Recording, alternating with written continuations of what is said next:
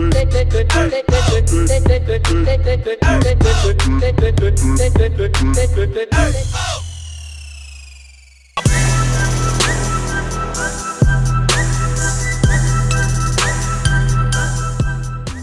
cet épisode, l'objectif c'est vraiment de repartir du pourquoi tu fais les choses, à quel besoin tu veux répondre. Il y a une phrase qu'on aime bien dire chez Enactus, c'est qu'un problème bien posé est un problème à moitié résolu. En fait, quand on monte un projet, la force d'un entrepreneur n'est pas d'avoir des idées, mais de bien comprendre un besoin et de passer à l'action pour pouvoir apporter une solution concrète. C'est le premier truc qui est ultra important. Donc oublie en fait que tu as l'idée du siècle. C'est pas le sujet pour l'instant. Ce que je te propose, c'est de te concentrer sur le besoin auquel tu veux répondre. Et pour ça, en fait, on t'invite à te reconnecter à qui tu es vraiment, à ton histoire, à ce qui est important pour toi, à tes valeurs. Et c'est finalement en apprenant à te connaître que tu vas savoir sur quel besoin tu as vraiment envie d'agir. Et tu vas voir que tout de suite, chez les entrepreneurs qu'on a interrogés, ça vient d'un enjeu personnel au départ. On les écoute. Alors moi, plus qu'un cheminement, c'était un électrochoc. En fait, j'étais dans une asso de maraude en L1.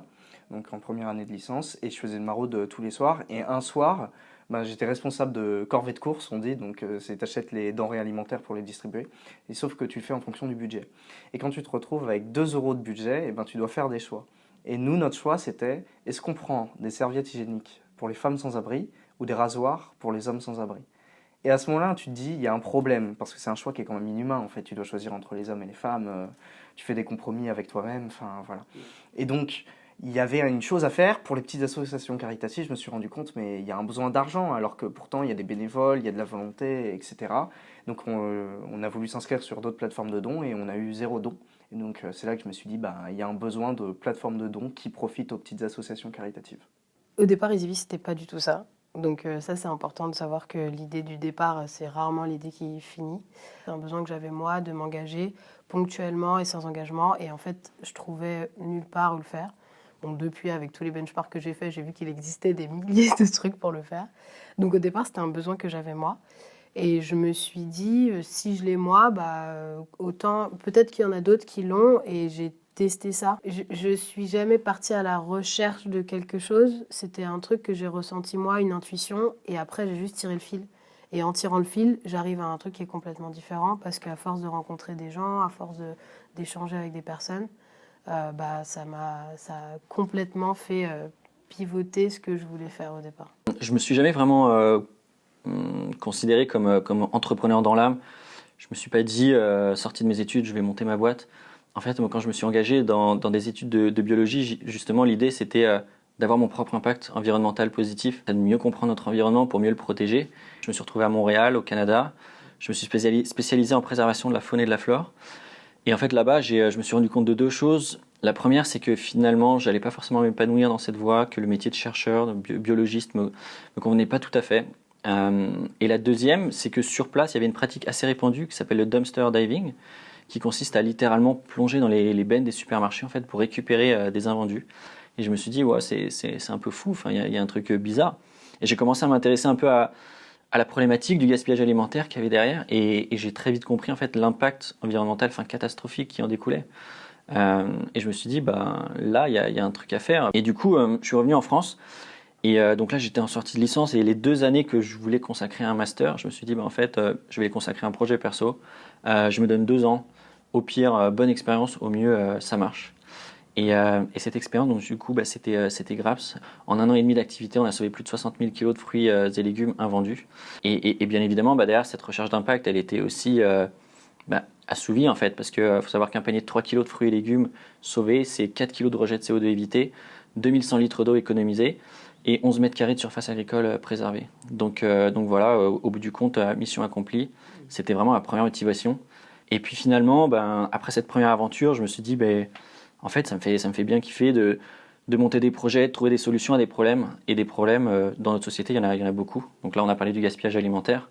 Mais voilà, en partant d'un constat assez personnel, en fait, qu'à chaque fois que je rendais visite à ma grand-mère, elle avait toujours des petits besoins sur lesquels je pouvais vraiment l'aider, mais qui pouvaient être problématiques pour elle et dégrader sa qualité de vie. Et donc, on s'est dit qu'on associait que ce problème-là, nos grand-mères l'avaient, mais il y en avait potentiellement plein d'autres. Et c'est ça qui a vraiment justifié de me relancer, en fait, dans l'aventure entrepreneuriale, une deuxième fois, avec Allo Louis. À l'époque, en fait, j'étais pas du tout prédestinée à être entrepreneuse. Je travaillais dans un grand groupe, en fait. Et il y a eu un déclic, je pense, c'est surtout les médias qui m'ont beaucoup alertée et sensibilisée. En fait, il faut savoir qu'en 2050, si on n'agit pas, il y aura plus de plastique que de poissons dans les océans.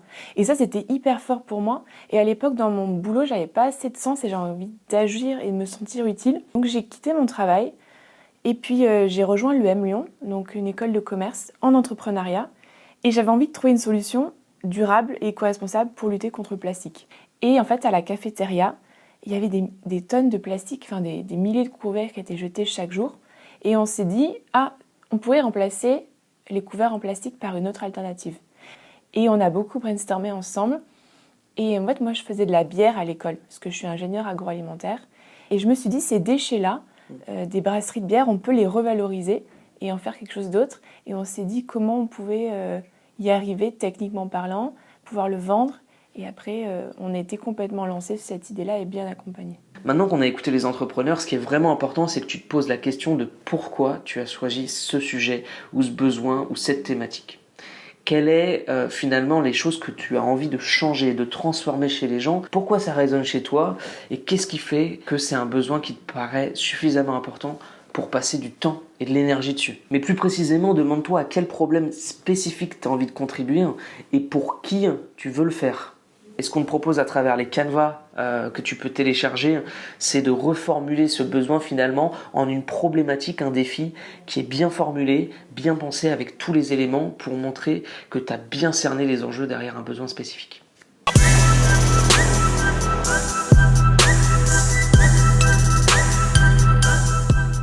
Ensuite, ce qui est important, c'est d'aller questionner des bénéficiaires et d'échanger avec eux pour comprendre le besoin auquel tu t'adresses. Ça, c'est la première étape. J'aime bien prendre un exemple qui est hyper concret d'un projet qui est passé par Enactus l'année dernière. C'était un projet de prothèse pour les personnes en situation de handicap qui avaient perdu une partie ou un membre de leur corps. L'objectif de l'équipe était de proposer des prothèses ultra design à la mode pour valoriser les personnes en situation de handicap, leur montrer qu'elles sont comme les autres. Ça, c'était l'hypothèse de départ de l'équipe qui a bossé sur le projet. Du coup, pendant un an, ils ont fait des maquettes, ils ont rencontré des experts du design pour prototyper des prothèses et ils sont allés au bout d'un an les présenter aux personnes en situation de handicap.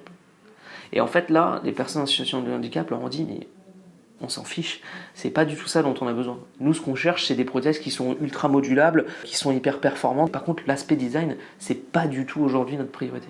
Résultat, l'équipe a bossé pendant un an sur un projet, s'est cassé les dents, a eu plein d'efforts, parce qu'elle n'avait pas été rencontrer les bénéficiaires au départ. Donc, ce qui va être super important, c'est de constituer un échantillon de bénéficiaires, un groupe de personnes avec qui tu vas pouvoir échanger pour bien comprendre les besoins de chacun. Tu peux d'abord le faire en physique, en allant te déplacer sur des salons, des événements, des rencontres. Mais tu peux également le faire de manière un peu plus virtuelle ou digitale, en allant sur des forums dédiés et super spécifiques aux besoins auxquels tu t'adresses. Tu peux également créer une landing page qui permet à plein de gens concernés par ton problème à rentrer leur adresse mail pour se dire qu'ils sont intéressés pour en savoir plus. Et toi, ça te permet de les recontacter et de les questionner pour bien comprendre le besoin. En tout cas, ce qui est hyper important, c'est d'avoir ce groupe d'utilisateurs ou de bénéficiaires potentiels pour pouvoir te donner du feedback sur les hypothèses que tu formules. Et ça va te permettre d'être vraiment en vérité par rapport aux besoins auxquels tu t'adresses pour pouvoir vraiment cerner quels sont les enjeux derrière. Et maintenant, je te propose de découvrir qui était la première étape ou les premières personnes que nos entrepreneurs ont rencontrées. C'est parti. Ça a été, du coup, elle s'appelle Laetitia, c'était la présidente de l'association en question. Donc je lui ai demandé si c'était normal qu'on se retrouve avec 2 € de budget pour une maraude quand même, ce qui est ridicule. Et puis elle me disait oui, et surtout je lui ai demandé mais est-ce qu'on peut pas avoir des choses, des dons notamment. Et elle me disait en fait on fonctionne pas avec les dons, on fonctionne qu'avec les subventions et les cotisations. Et c'est là que je me suis rendu compte, oui, ils recevaient pas de dons, donc il fallait faire un truc. L'avantage c'est que c'était une amie aussi. Donc ça a un avantage et un inconvénient. L'avantage c'est que elle est là pendant toute la durée de ton raisonnement. L'inconvénient c'est que forcément elle va un peu dans ton sens parfois. Donc il y a aussi ça, ce qui fait que j'ai vu d'autres personnes. En fait, quand l'idée m'est venue, j'étais dans 7 associations caritatives différentes. Donc forcément ça aide, parce que j'ai pu interroger directement les personnes. Ensuite je suis allé directement, j'ai fait un appel à projet de l'incubateur de mon université. Donc c'est ce qui m'a développé un réseau, mais cette fois-ci d'entrepreneurs, plus comme ça, et d'accompagnant, de professionnel. Et pour le reste, je vais être honnête, j'ai menti. En fait, j'ai fait semblant d'avoir un mémoire universitaire à faire sur les associations, et c'est comme ça que ça m'a donné plein de contacts. Le premier outil, c'est Meetup. C'est donc cette plateforme que je vous encourage tous à aller voir parce qu'en fait, Meetup, c'est une plateforme sur laquelle on met ses centres d'intérêt et on a plein de groupes avec différentes activités. Donc ça va de l'activité sportive, genre aller courir le samedi, l'afterwork, des activités culturelles. Et donc, moi, j'ai créé un groupe qui s'appelle Easy Vie Trouve ta mission sur Meetup en me disant, les personnes qui sont là, c'est a priori des gens qui veulent des choses ponctuelles, sans engagement. Donc, a priori, c'est une communauté cible pour moi. Ça a permis en fait d'attirer les premières personnes qui étaient dans le même besoin que moi, qui avaient trouvé une réponse à ce besoin-là. Et donc, j'ai commencé à discuter pas mal avec les bénévoles, les premiers bénévoles qui sont venus.